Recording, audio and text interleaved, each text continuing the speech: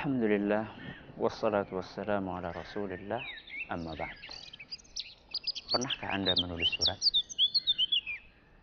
Berapa lembar surat yang Anda tulis?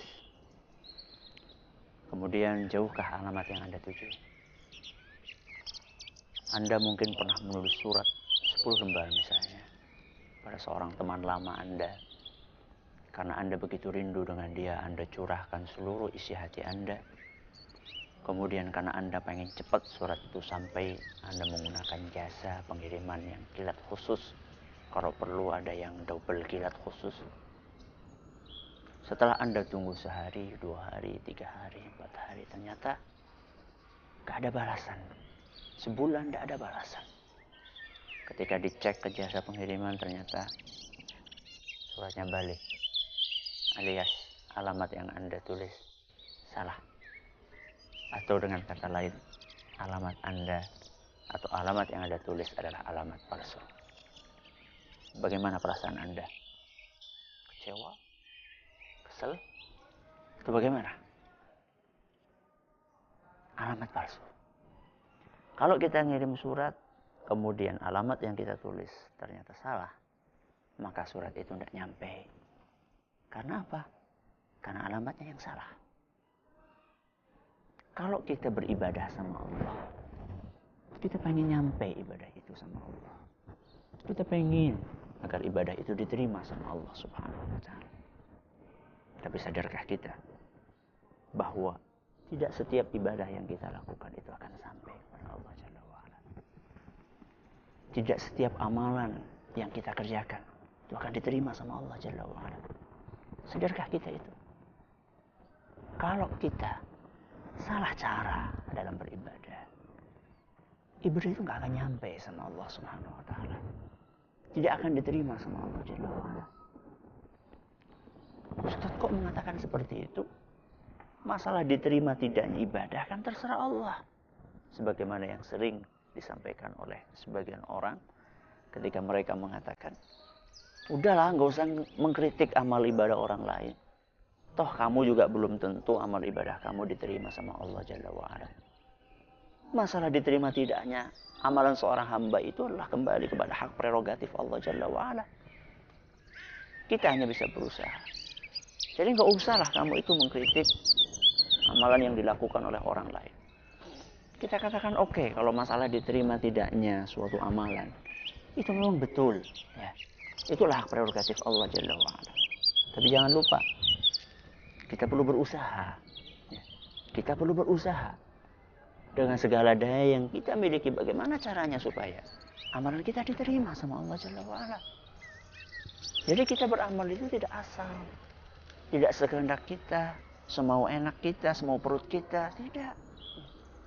Karena ketika Allah Subhanahu wa ta'ala menggariskan adanya ibadah A, B, C, D, Allah Subhanahu wa ta'ala juga menggariskan tata cara yang mesti diikuti oleh seorang hamba supaya ibadah A, B, C, D tadi diterima sama Allah Jalla wa'ala.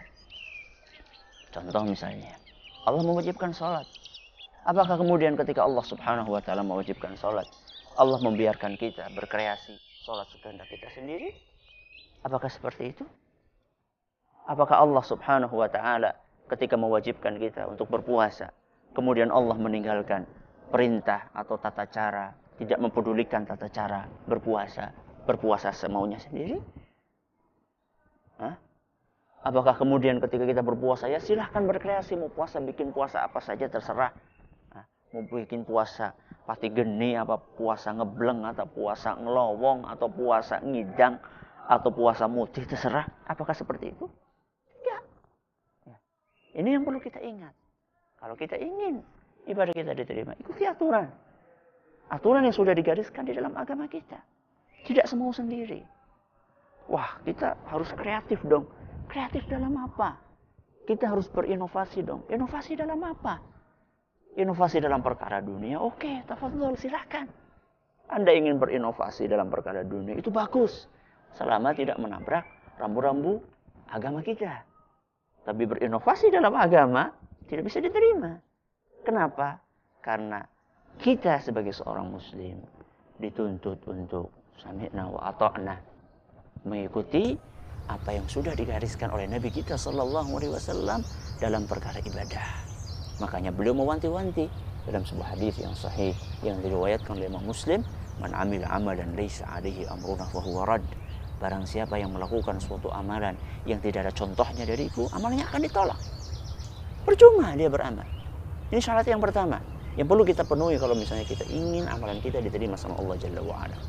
Syarat yang kedua adalah apa yang disebutkan oleh Allah Jalla wa'ala dalam banyak ayat di Al-Quran. Di antaranya dalam surat Al-Bayyinah ayat 5. Kata Allah Jalla wa'ala, "Wa ma umiru illa liya'budullaha mukhlishina lahuddin."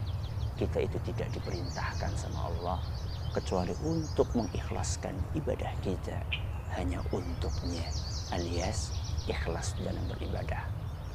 Dua syarat, ikhlas dan sesuai dengan tuntunan Rasulullah SAW. Kalau Anda ingin amalan Anda diterima sama Allah Jalla wa'ala, selamat mencoba dan selamat mengikuti serta memenuhi dua syarat tersebut. Setiap ibadah yang kita lakukan, ikhlaskan semata karena Allah. Yang kedua, cari betul apakah ada tuntunannya dari Nabi SAW atau tidak, dan berusaha sedetil mungkin dalam beribadah. Semoga amal ibadah kita diterima sama Allah Jalla wa'ala. Wallahu ta'ala a'la wa a'lam. Subhanakallahumma bihamdika asyhadu an la ilaha illa anta astaghfiruka wa atubu ilaik. Sallallahu ala nabiyyina Muhammadin wa ala alihi washabbihi ajma'in. Assalamualaikum warahmatullahi wabarakatuh.